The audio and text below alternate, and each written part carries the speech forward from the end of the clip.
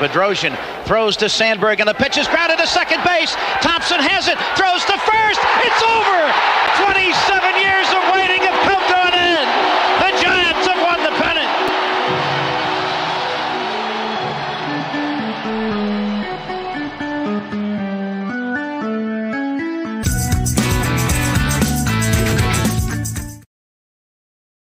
All right, welcome back to Thompson to Clark special weekend edition. And a lot of times when we do these weekend shows, usually having to do with Brad's and my vacation schedule, we try to bring on our good friend Ash Day. You know, he's our favorite guest. Don't tell anybody else who's been a guest on this show. You can keep that secret. But Ash, welcome to the show. Thanks for being available on a Saturday. No, thank you very much for having me again. It's always a pleasure to come back. So we're going to talk about, I mean, there's so much negative to talk about with the Giants right now. They just dropped to 500 after last night's loss, in which it was not really a competitive game, unfortunately. Thursday night's game was pretty competitive. Maybe not the 10th inning, but so we'll talk about some of that stuff. But I want to talk about the positive right out of the gate here, which is, and if you saw the slate here that we used to start this show, Joc Pederson starting in the outfield for the National League in the All-Star game. Ash, we'll start with you. Obviously, Joc was a great sort of homecoming story. He went to school in the Bay Area, though he played for the Dirty Dodgers, so there was that.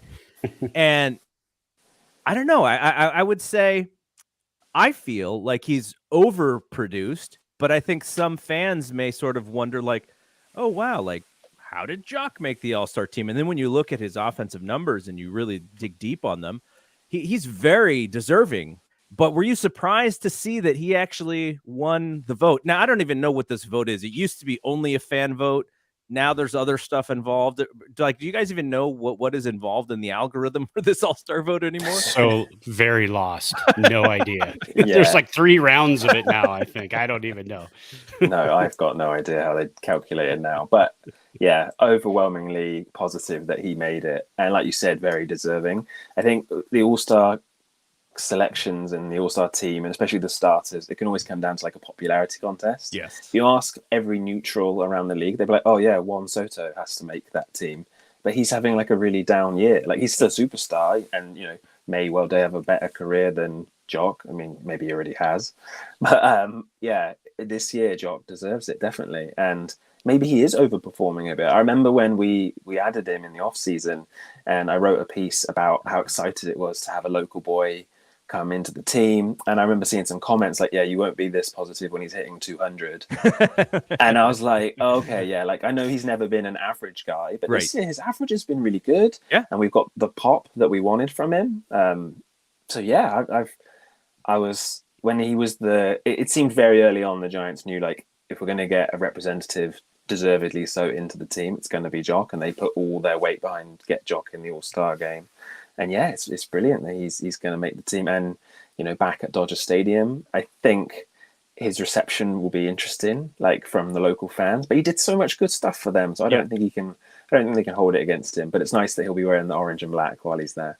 Hey, Brad, if the American League starts a left-handed pitcher, do you think Kapler tells them to sit Joc?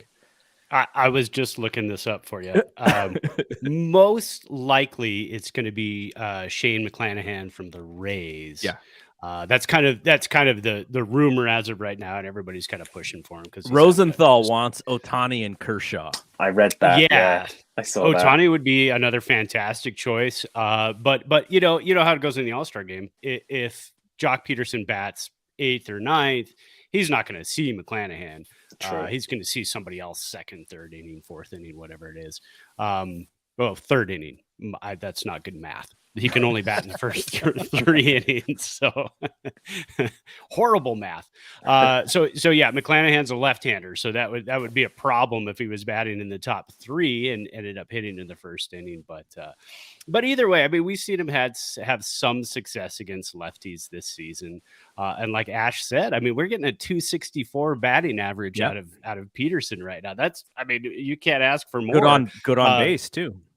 good on base. And so here's the problem though with Pederson is I picked him up in fantasy.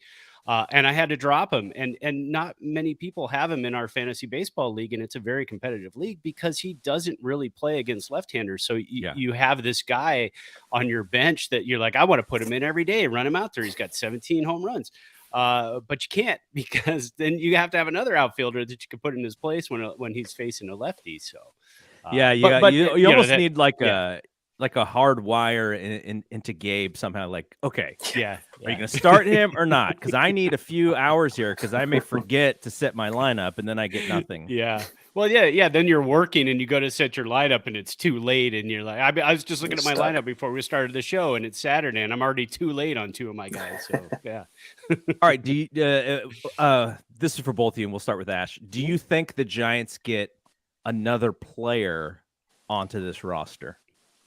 I think I'd like to say Rodon will make it. I think Rodon's been he was maybe a bit slow out the gate and maybe to our expectations, but I think his last month, 6 weeks have been fantastic. Even in spite of the team's results not being very good, he has been excellent. I've actually really enjoyed watching him this year. I would hope. I really enjoyed Webb as well, but I think Rodon has maybe star power a bit more due to his previous history and his experience of dominating in the past when he was in Chicago. So I would like to see Rodon make the team as well. I think that'd be good. What do you think, Brad? Yeah, I think so. I mean, I was just looking at numbers. A guy you could have out there is Brebbia as a specialist, but when it comes to the All-Star game, you're not going to see relievers who aren't closers making it. Unfortunately, you're just going to see because saves are a fantastic number to look at. You can't look at Brebbia and go, wow, he's having a great season, but he has no saves. Holds aren't a sexy thing to look at. So so Webb, Rodon, probably Rodon, because Webb doesn't have the strikeouts. Again, another sexy thing to look at is strikeouts. So I think Ash is right. I think we might see Rodon out there.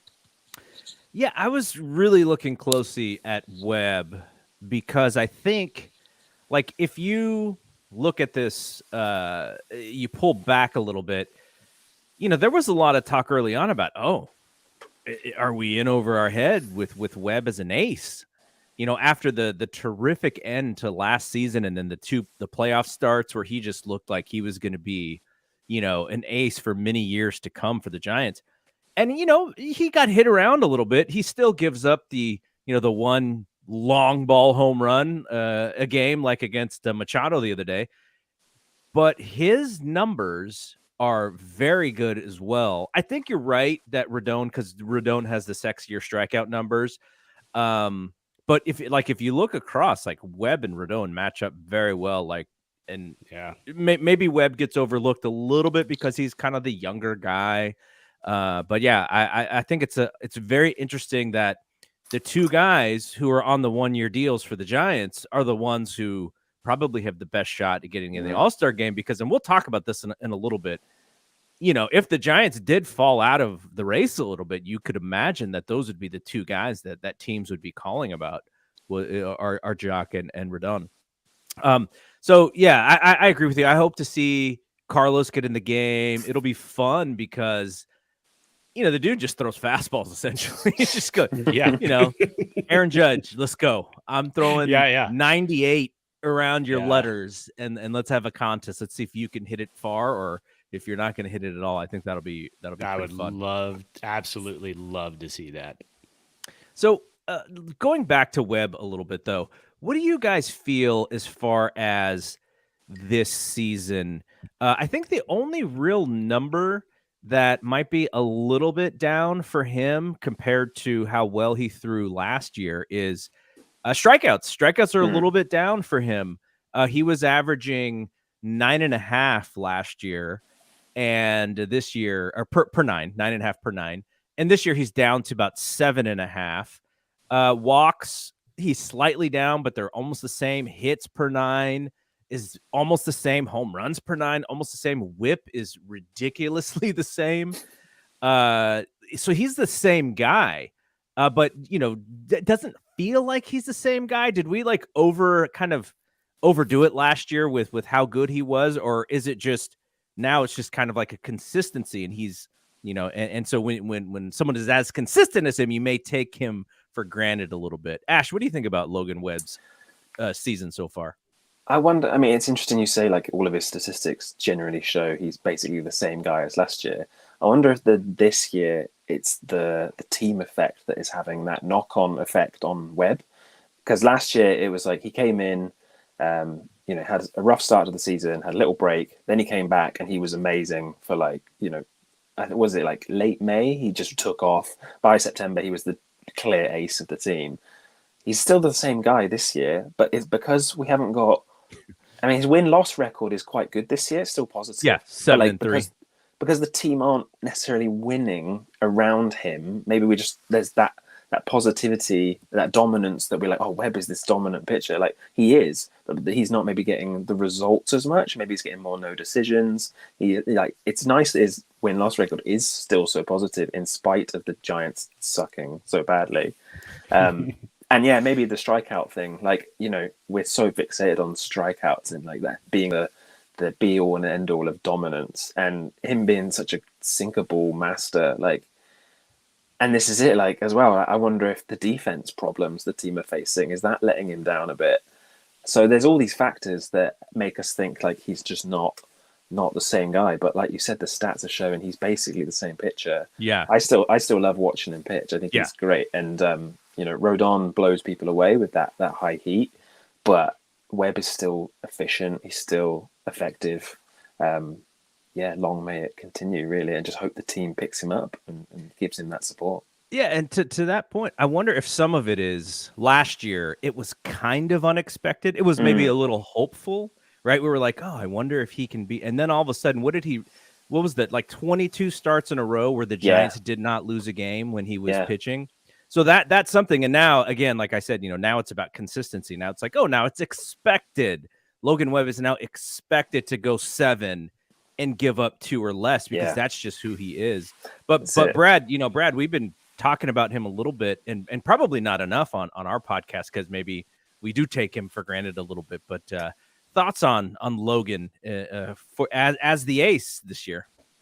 Yeah, a lot of good points, both you guys. I don't see anything different. I mean, really, just looking at the numbers, you're kind of just pouring through them. Everything's almost identical, except for the strikeouts. But again, that's not necessarily a bad thing because when you strike out a lot of batters, your pitch count goes up. You don't go deeper in the games. I mean, look at him on what was that, Thursday night? He got to go pretty deep in the game, just because.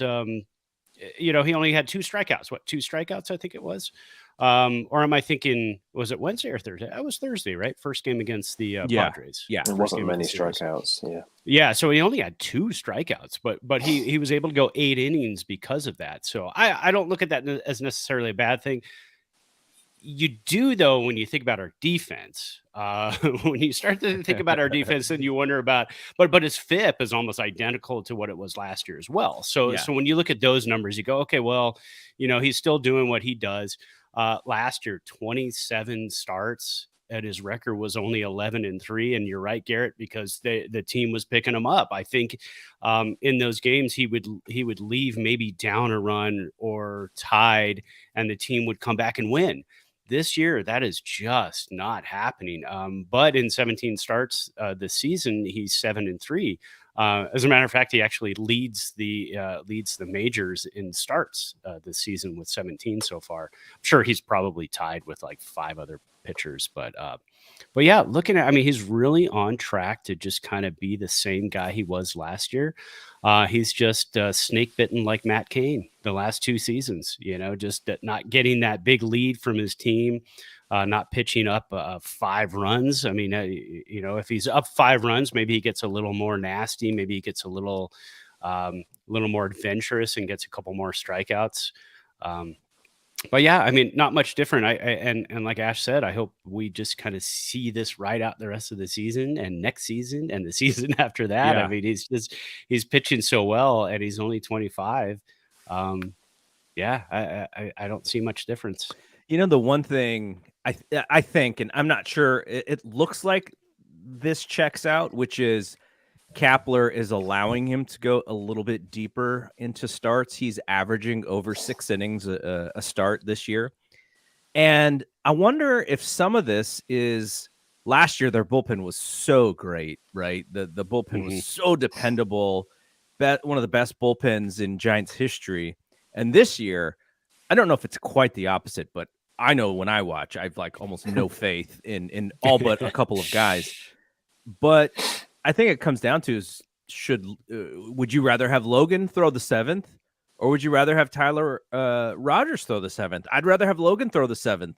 You know, just kind of how and last year I don't know if I would have said that necessarily. Yeah.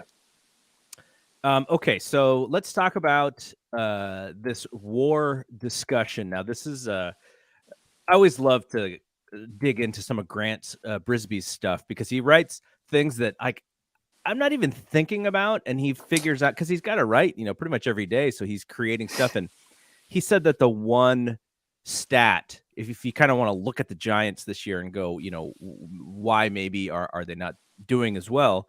He says the stat that you can look at is WAR, and he's talking about offensive WAR per player. Do you guys know off the top of your head, and you can throw this guess out unless you read the same piece, but who leads the Giants in for offense in WAR? I would assume Pederson, but it's going to be somebody surprising like Tyro Estrada. So I probably actually missaid that. I meant for an offensive player, not just offense included, because WAR calculates defense as well. But you're right. Sure. It's not Joc.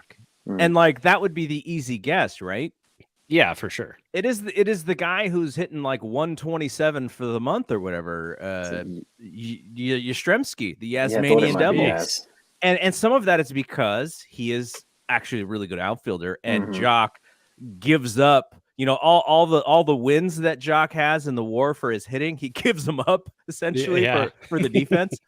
So that was an interesting thing because what Grant also did was he ranked where the Giants leader in WAR for the hitting side, and where they ranked against everybody in baseball. And I think I don't remember, but Yastrzemski was like 98th highest WAR or something like that.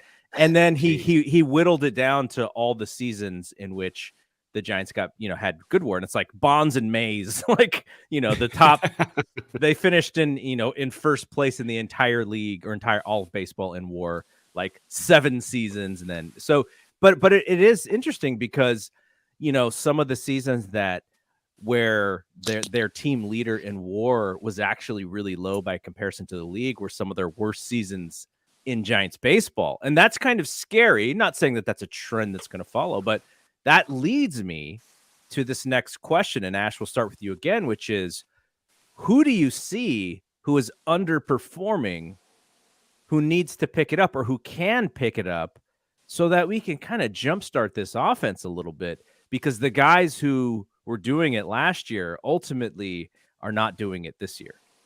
Yeah, I think there's so many contenders for this because by and large, like nearly everybody is underperforming except for someone like Joc. My biggest one is probably, and I don't mean to reignite the belt wars, but it's Brandon Belt. Like, I mean, last year he was just when he was on the field, he was so good. What was it, 29 home runs last year? And, we get the odd home run from him still. He had one, was it last night? He had a 2-run shot last night, quite late on. So I just think we're really missing that. And like I said, it's not just him. There's so many underperformers from across the team. But I think we're really missing that spark from the captain. Like, he's not really living up to his captain label this year. Crawford not being at that kind of level he was at last year, that hurts too. Yaz, I was so optimistic about Yaz at the start of the year. I was like, we're getting 2019, 2020 Yaz back. And like you said, he's just dropped off so much this last month. Like, I feel like every time he comes to the plate, he's going to strike out. I have to kind of close my eyes a bit. It's like watching a scary movie. I get the cushion come up over my face, and I was like, "Oh, he's just swung at another breaking ball at his feet." And he's one of the guys I just love. Like, I love watching him in the outfield. He's so easy to root for. He seems like such a nice guy. And then I'm just like, please deliver at the plate, and I can't watch sometimes. But yeah, my biggest contributor I want to perform better is Belt, really. He's back now. You know, he's been healthy the last few weeks. Just need to see it on the field. Get that momentum back. All right, Brad, I'll give you the rest of the Giants. So compared to the rest of baseball, Mike Yastrzemski, 94th in the league in WAR. Kurt Casale. And that's our leader, right? That's our leader. All right. Kurt Casale, 127th in WAR. Luis Gonzalez, 128. Austin Slater, 135. Tyro, 165. Wilmer, 172. Joc, 200. Brandon Belt, 283. Evan Longoria, 290. Brandon Crawford, 309. And I'll let you answer this, Brad, but sort of to piggyback on what Ash was saying. Like, I'm the biggest Brandon Belt fan, right? Since day one. Oh, yeah. And I also think, like, dude, you know, when are you gonna wake up a little bit? And maybe there's some stuff with injuries that you know that he's dealing with that we may not know about. Always, whenever he hits a ground ball to second base, it doesn't look fun for him to run. But you know, when he needs to, he can turn it on a little bit, I guess. So same with Crawford though, because Crawford he booked it in, I forget, I think it was in the Arizona series. He was about to ground into double play, but he legged it out, and they got a run. And I was like, oh, you can move a little bit. What's going on here? Still got wheels. But yeah, like Belt, Longoria, Crawford, those are guys who performed above and beyond last year, who are performing well below this year. Yeah, it's and we went over the whole WRC, the weighted runs created plus last week, and everybody is down across the board. You got a couple guys who are up from last year. Austin Slater, I still think, is kind of our unsung MVP of the season so far. I mean, without him, I'm not sure, as bad as this offense is, without him, I don't know where they'd be. I mean, they'd be even worse. The inside out king. Sometimes I don't know how he hits the ball the way that he does. No, but like you said too, I think at our text string, he is the true platoon player. Like, yeah, I mean, you know, you got to get him in there in the right situations. But defensively, he's such a stud. You also kind of need him out there right now too. And we talked about Slater and Yastrzemski. Kind of can't take those guys out of the lineup right now, and because of their defense. But like Ash was saying, I mean, it's like playing MLB The Show. Oh, Yaz is up. Okay, here comes a slider away. All right, we got him. 3 pitches gone. It's a little frustrating to watch right now. I mean, like you were talking about Belt too. I was watching the game last night, and I mean, lately I've just been, when they get to the post game, I'm just like, okay, game's over, click. I don't even want to, I mean, how are you gonna sugarcoat this one? I don't even want to know, because I have my own thoughts on it. I don't need to hear anybody else's sugarcoating thoughts on it. But Flem and Kuiper in the post game, they said, that one of the best things that could have come out of last night's game that was great to see was Belt's home run in the 9th inning. And that made it a 6-3 ball game. I mean, that's like your highlight. But if it means he's starting to get on track, he's starting to see the ball better, then great. That I'll take that as well. And Crawford actually beat out 2 double plays in back-to-back games. So that's also, again, we're looking for the littlest things right now. But that's also a really good thing to say, because his legs are healthy. And if his legs are healthy, his defense is good. If his legs are under him, his offense is going to get going too. So those are your 2 guys in the offense, Belt and Crawford. I know they're old, not as old as me, but they're old. So to see them start to kind of turn things on and maybe have a good second half of the season, those are really good bright spots for this team. Yeah, absolutely. I guess some of this, we're just looking exclusively at offense and at hitters. Yeah. Ash mentioned it, and we've been talking about it all season. The defense has been pretty poor. Do we focus enough on the bullpen, though? I wonder how much of the bullpen and the defense go hand in hand. Now, some of it is just flat out unlucky. I think it was the Arizona series. Tyler Rogers comes in and they hit ground balls to the shortstop that went through because the Giants were shifting heavily against a left-handed hitter. So the shortstop is actually playing behind second base, and that leaves the hole open, and they just attack the hole like 2 times.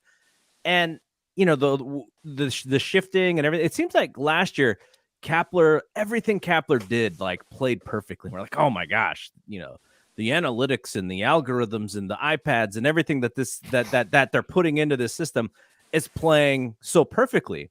And then we had the scenario, I think it was Thursday night's game, where they intentionally walked in the 10th somebody to set up a bunt because in their data, the best way to win that game was to get the lead runner.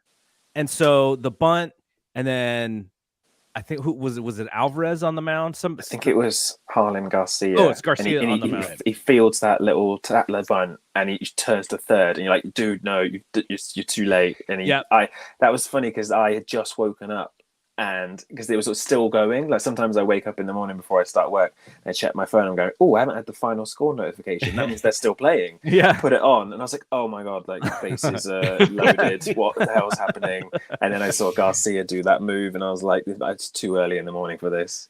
And so Kapler's explanation was not to say that Garcia did anything wrong. His explanation was that was the play. That's what we set up. That's what they wanted. So him going to third was what we wanted. It's just the bunt wasn't hard enough. Or and those are some things that, you know, within that calculation, you're like, okay, these are some variables here. And so what I'm wondering is, in addition to the bullpen and maybe the defense going hand in hand, how much of this is the things that they're calling and the situations that they're setting up?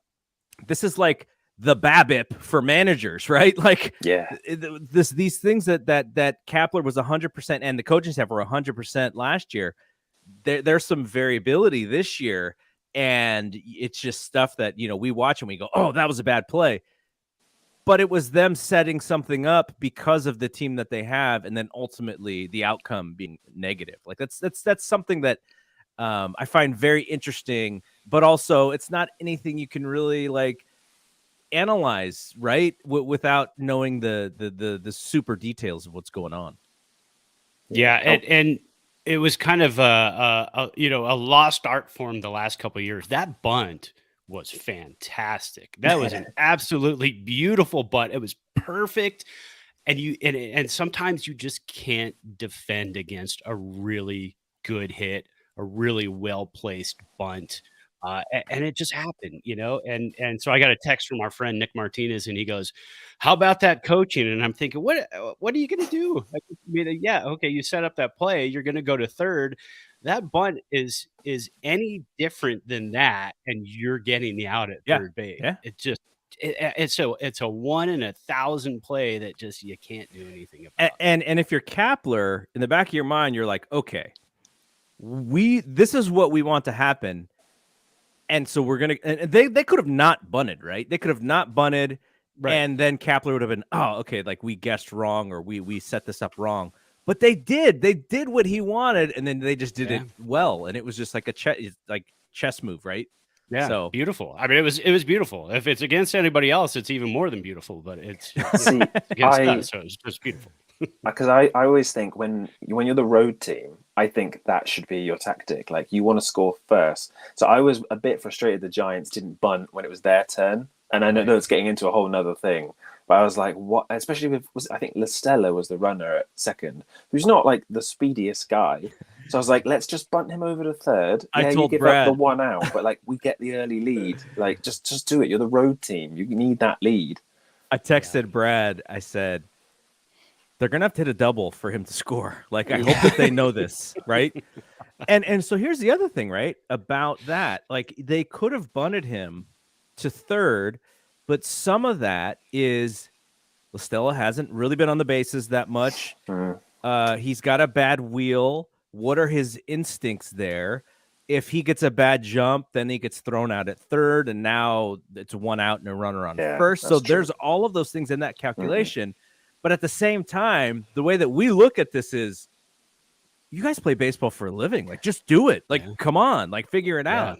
And the Giants just have these weird fits on some of these guys. Like, I was like, wondering, like, man, don't they, like, can they put somebody else in that spot? I think this is where I think, like you said, last year, all the Kapler coaching moves seemed to pay off, and it was amazing. This year, defensively, stuff's not working. The quality of the players hasn't been there. Like, Crawford's not there at short. We haven't had Donovan Solano, who weirdly turned out to be like quite consistently good at defense last year. I thought like Tyro would be a massive improvement.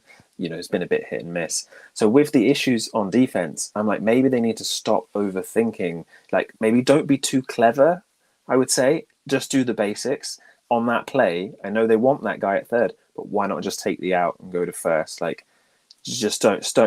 Maybe this is the thing for the rest of the season. The defense is struggling. Just do the basics. Get the easy outs. That could be. If I could talk to Gabe, I'd be like, Gabe, here's your email. Do the basics. Well, so I imagine what their playbook told them was runners on second and third, or like, let's say you throw the guy out at first.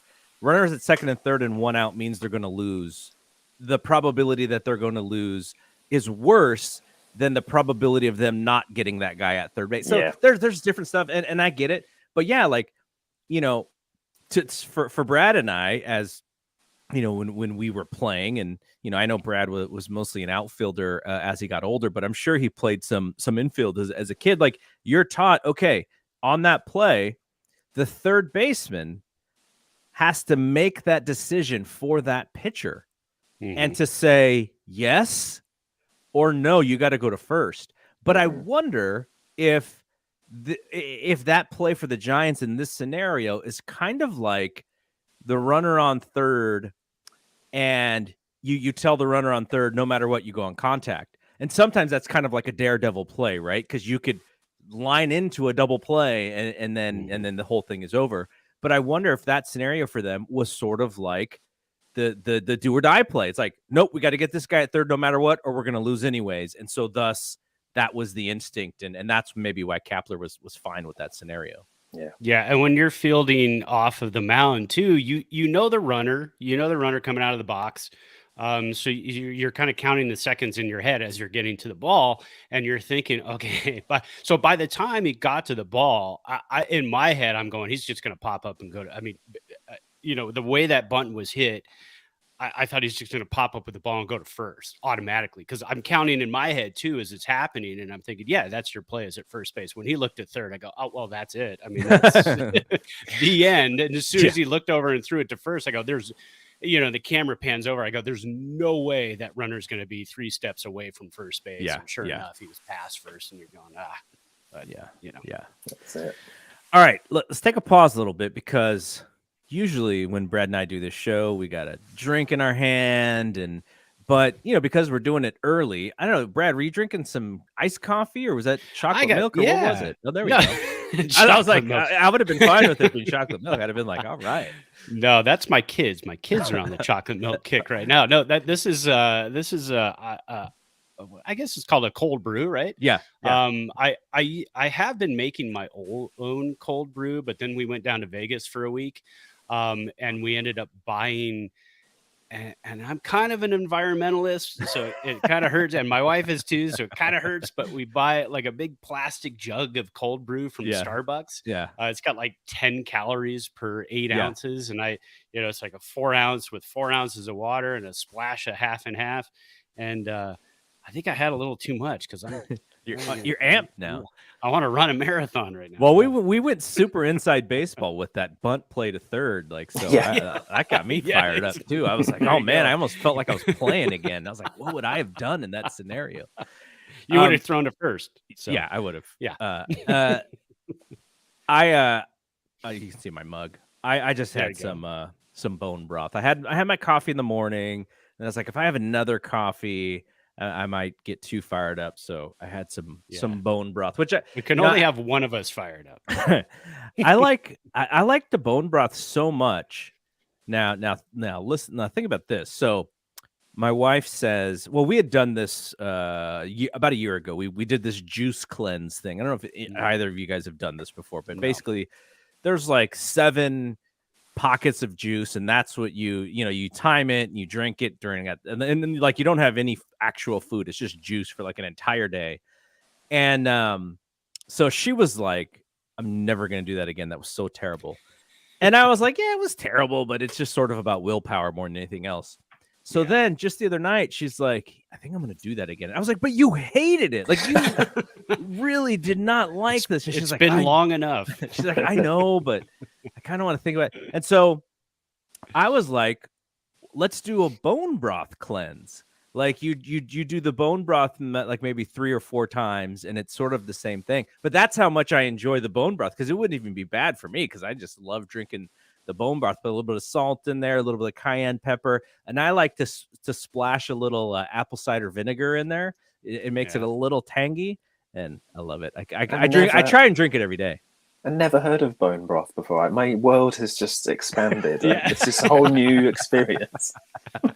I never heard about it until Garrett either. So I've still never even seen it. I don't even know what it is. When I started hearing about it, is a dietitian guy, or he's a trainer, but his studies are in diet and stuff. And he was talking about bone broth, and obviously you know chicken broth and beef broth and vegetable broth that you can buy in the stores. And so he was like, yeah, there's this bone broth stuff, but he was saying, you need to sort of make it on your own. And basically what you're doing is you're just grinding up the chicken bones, because there's stuff in the chicken bones as far as it's sort of like, have you guys ever used gelatin?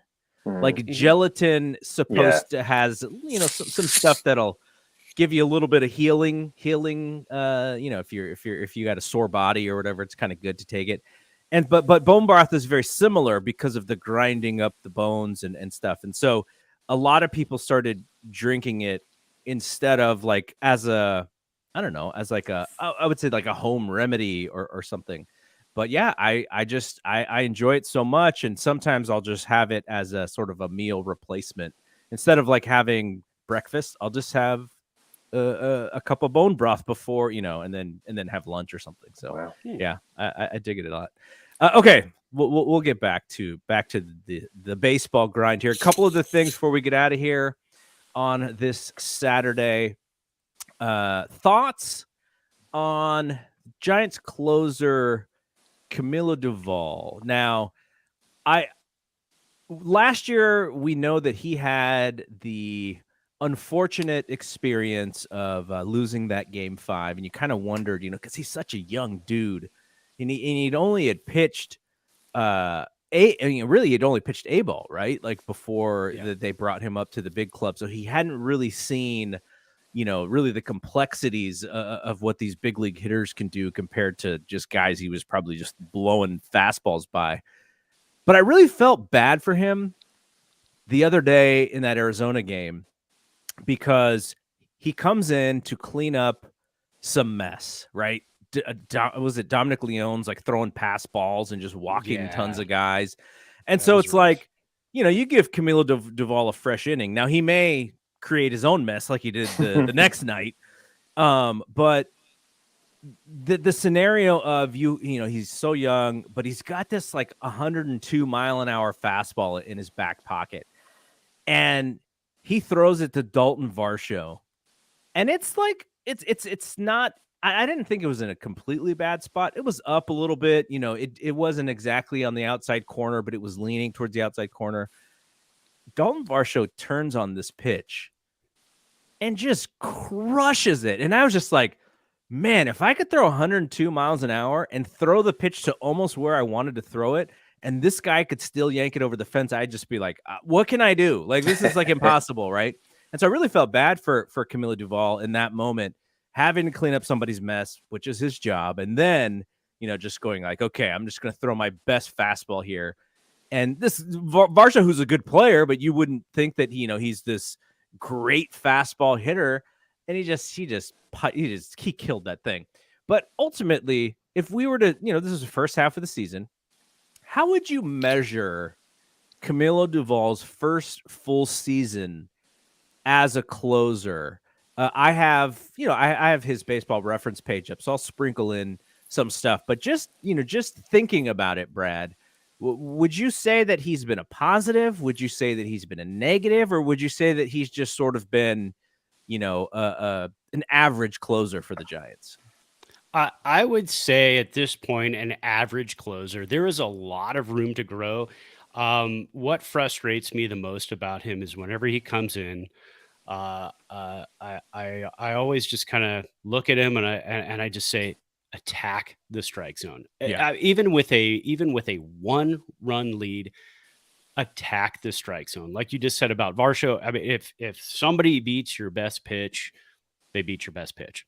But when you're dancing around the strike zone and you're walking this guy and then you're striking this guy out, then you're walking this guy. Now you got 2 runners on with 1 out. Now maybe you get a double play or you strike out the next 2 batters. But the problem is I just see there's not a lot of attacking the strike zone. I want to see that in the first 2 pitches of an at-bat for every batter that he faces going forward. I mean, you got 102. If they're sitting on 102, there's a very good chance that they're not going to swing and make solid contact on your first pitch that's 102. Maybe 3, 4 pitches, 5, 6, 7 into the at-bat, which is what he's allowing batters to see. So by the time you see that 7th or 8th pitch, you know what his slider looks like and you know what his fastball looks like. Yeah. So if you're surprising them with 102, top of the zone, bottom of the zone, whatever it is, in the first pitch, you're stealing a strike. And I'm just not seeing that from him. If you did see that, I think we'd be talking about a completely different closer. Instead of an ERA up 3.28, you'd probably look at an ERA of 2.28. And his walks, I mean, he's 4 walks per 9 right now. He was 3 walks per 9 last year. But as soon as he cleans that up, I think we honestly go from just an okay closer to a close to elite closer with huge strikeout numbers. What do you think, Ash? I think Doval is suffering from that kind of like he's taken his lumps for the first time in like his career, like in his MLB career anyway. Like he came in so late last year, like very late. Like was it like not until like September we really got like to see him as the proper closer? Yeah, he was up, and then he would come in, and then he had problems with the strike zone, and then they'd send him back. Then they sent him back down, and then he was back up again, and then he flashed what we saw near the end of the season. He was really good. And then he was just absolutely dominant. And so he's really only had like success. He's been living on this high for so long. And now he's starting to take his lumps finally. And maybe the league has adjusted to him a little bit. I don't know.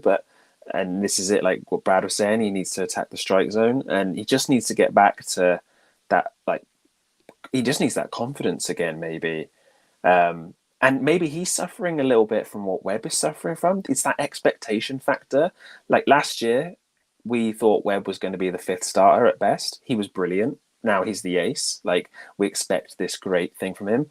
Doval like wasn't even expected to be on the club last year, and then he came in this start of this year like, oh yeah, we've got this fireball closer. Like he's going to be immaculate every inning. When he faces adversity, like now we're like, oh, this isn't right, and this looks a bit weird. So he's going through that adversity maybe for the first time in his career. I remember there was a game not long ago where I think he got the 2nd out and he thought it was the 3rd out and he threw his glove on the floor and everybody was like, no, dude, you've got 1 more out to go. And he did it. But like, I think he's just having like, we call it like teething problems. Like he's just going through that. And it's just, this is it. Like every major leaguer has to go through this at some stage. Yeah. I still want him in. Like if I have to pick someone in the bullpen, I want the guy that throws 102. Like I still have confidence in him, but maybe he needs to have confidence in himself, and that will come with results. And the life of a closer is I don't envy that. That's pressure. Yeah. If you don't deliver, then it's all on you, and he it will make or break him depending on how it goes. I was looking at Doval's minor league stats, and his stats are much better as a major league pitcher than they ever were as a minor league pitcher. And I don't know if he was, doing more starting maybe in the minors, but even when he was at San Jose, he still was 3.83 ERA in San Jose. Strikeouts are way up, but he's always been a guy who walks a lot of hitters. When they sent him back down to Sacramento last year, his walks per nine in those, how many innings? 30 innings was 7 walks per nine in the 30 innings last year. So I kind of wonder if this is who he is, and we're sort of seeing the improvement of that, because his big league numbers, and some of it is he has to attack more. His big league numbers are actually a lot better. The other thing I did is I looked at, because I wanted to know if this was sort of like our expectation with him. And I wanted to look at this season's numbers versus Jake McGee's numbers from last year, because last year, I think we were sort of pleasantly surprised with how well Mac Cheese pitched for the majority of the season. And the one difference in the two guys is the attacking the strike zone piece that Brad mentioned, because Mac Cheese 1.5 walks per nine last year. This year, Camilo Doval 4 walks per nine. Now, Doval strikes out more people for sure, but Mac Cheese even gave up less hits per nine. But that whip, that the fact that he puts runners on Doval the way that he does is you would say that that's going to be a problem right now. Should we, if I thought about it, I would maybe try and pull up some of Brian Wilson's numbers, because Brian Wilson liked to get himself into danger as well. But yeah, when I looked at sort of who he was in the minors, and then I looked at the comparison with Jake McGee, because my thought was very similar, which is that he's just an average closer. But I think because the other arms are not doing their job, he's just thrown into the fire way more than most pitchers. He doesn't really get to start a clean ninth as much as it feels like he should be doing, because he's their best guy sometimes to come in with 1 out and runners on in the 8th inning, and that's how they use him. So I wonder if that's the reason why some of those numbers look the way that they do. Yeah. Okay, last thing here before we get out of here. And this is a hard conversation because we like the team, we like the guys. The Giants are 500 now. They play tonight in about 3 hours against the Padres in game 3 of this series. Already have lost the first 2 games of the series. And San Diego is not Giants South this year as much as it has been in the past. They like their ball club, and I do not blame them. That is a fun team.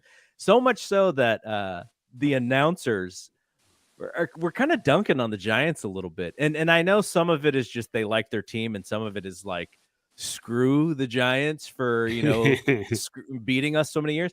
But like, I think it was when slinging Sammy Long through the changeup to Machado, the way that they called that home run was like, are you stupid for throwing him that pitch? Like that kind of thing. And I was like, oh wow, little fire there from, from the announcers. But okay, so the discussion is, are the Giants going to be buyers or sellers at this deadline? Because of the fact that the wild card is the way that it is this year, the Giants are not very far out of the playoff race. Now, go back a few weeks and they were fine in this playoff race. They were, they were the number 2 team behind San Diego in the wild card. So do you guys, what would it take for the Giants to become sellers, do you think, Ash? Like, because I think the deadline is in 3 weeks, so they sort of would have to make that decision pretty soon. Would it be a continuous losing streak? Where do you think they make that decision? Like, oh, we have Joc, we have Rodon, they have high value, we need to sell high on these guys. I think it's what you said there. It's that continuous losing streak.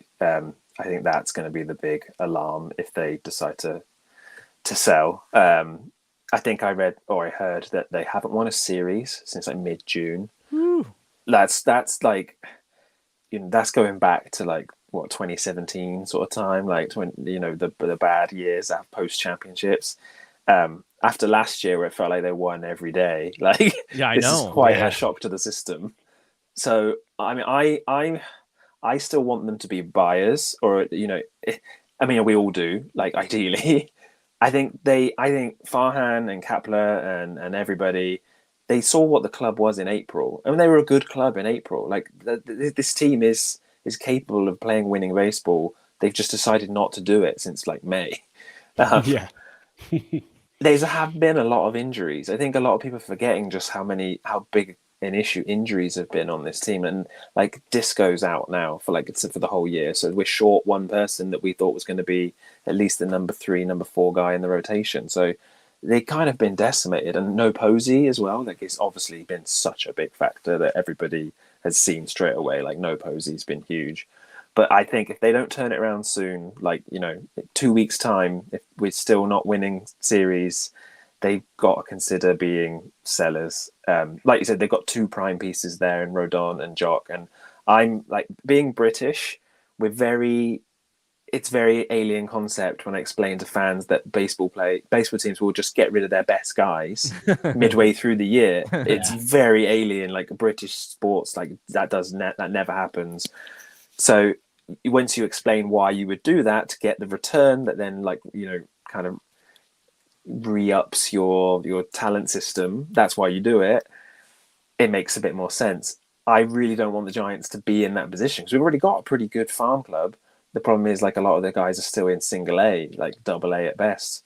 Luciano is he in triple A at the moment, but he's hurt. Like he was going to be in the futures game, but he's hurt. And he's in double A. Double A, okay. So he's still he's not round the corner. He's still got some maturing to do. So I don't want us to load up on prospects yet. I want to keep competing, especially after the glory of last year.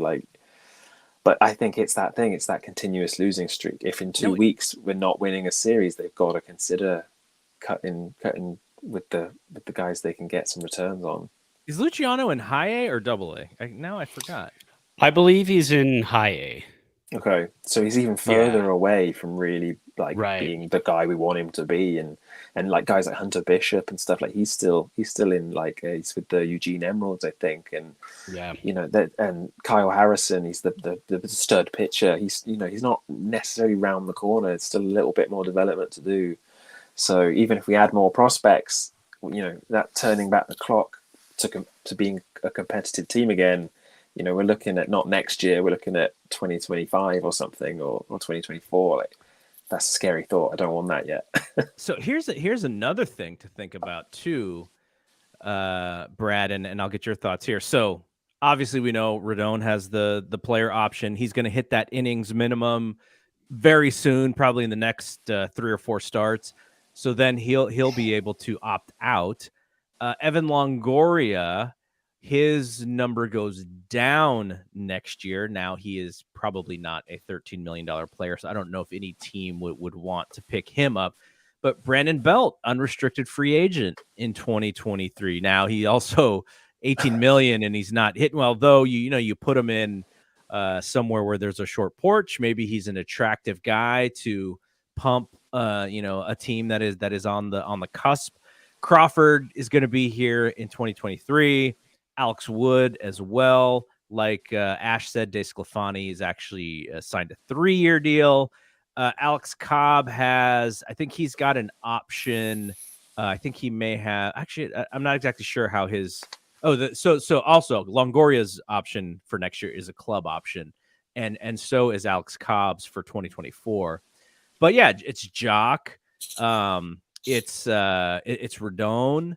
But there are also guys who I don't know if Brandon Belt would be an attractive guy, knowing that you only have to pick up whatever is the last part of his contract if they trade. And I don't know if Farhan would actually trade him. If he does, then that shows that they probably didn't have any plans for him next year.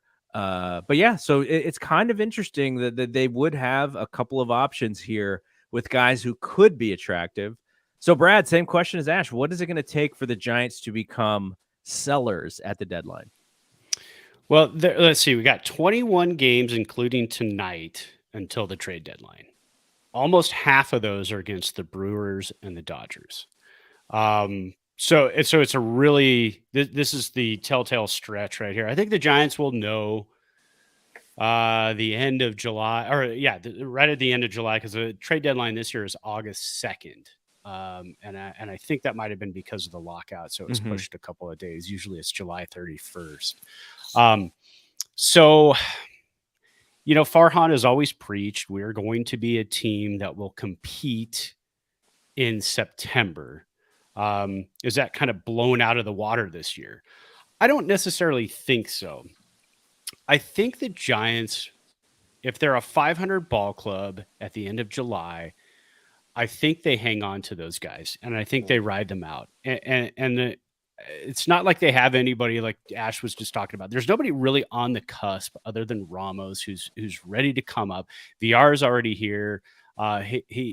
He's probably not here to stay because once everybody's healthy, you got Luis Gonzalez coming back pretty soon. Hopefully tonight. Yeah. He played in Sacramento last night. It is not too far to get to San Diego. So get him on down there. We need some offense. They are going to be losing a lot of guys next year. They're going to have a lot of money to spend next year, especially if Rodon does opt out. Giants have done it before where a trade deadline has passed and a couple guys they did not trade ended up just becoming free agents at the end of the season.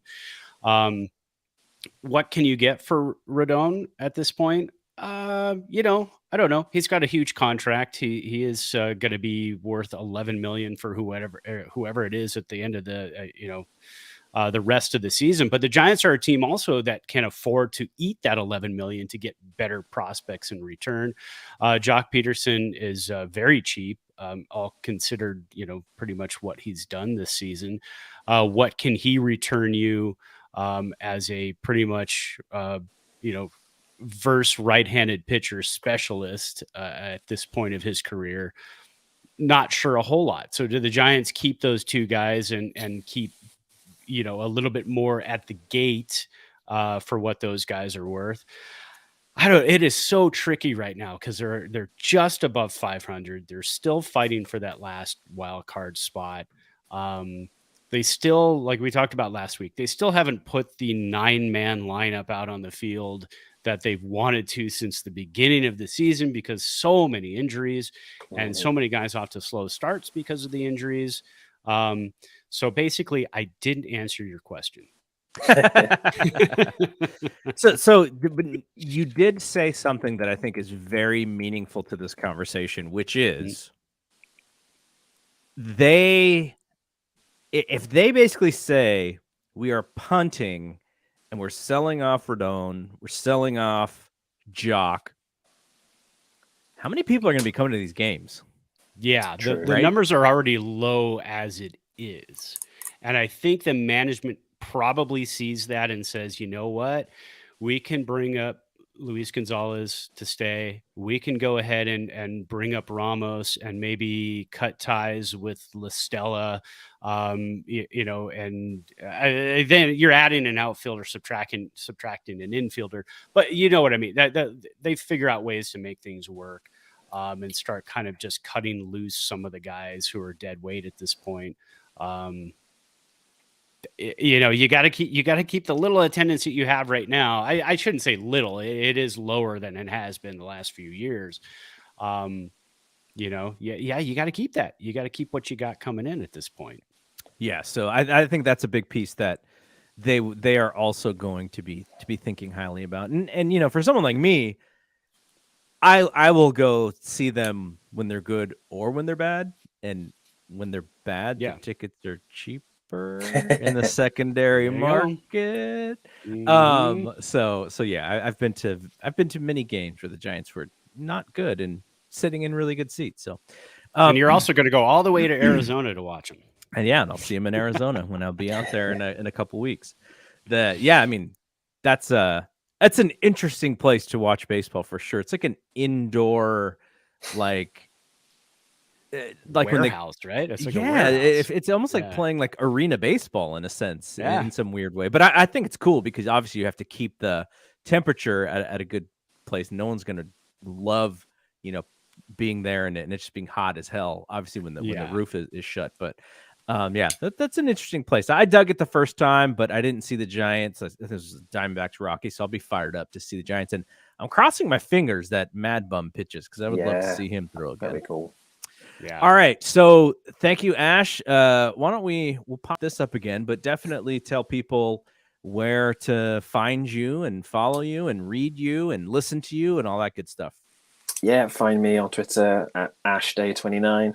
All my writing, podcasting, anything I'm doing baseball related or anything at all is all on there. So check me out on the Twitter. All right.